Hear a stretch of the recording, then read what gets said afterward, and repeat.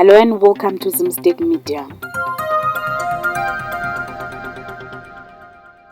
In other stories, last night His Excellency, the President of Zimbabwe, Mnangagwa, presided over the EDUNZA Scholarship Fundraising Dinner in Harare. Mnangagwa is a former student of the University of Zambia. Proceeds of the fundraising dinner will assist underprivileged students to pursue tertiary education at the University of Zambia and across the state universities in Zimbabwe.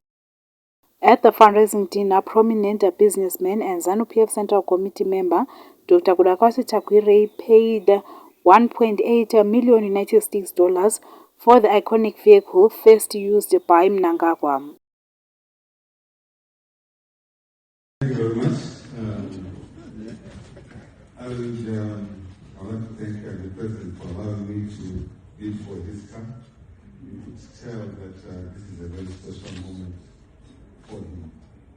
So in the spirit of trying to create something that is going to be everlasting, I would like to donate that car to the ED Foundation. This foundation.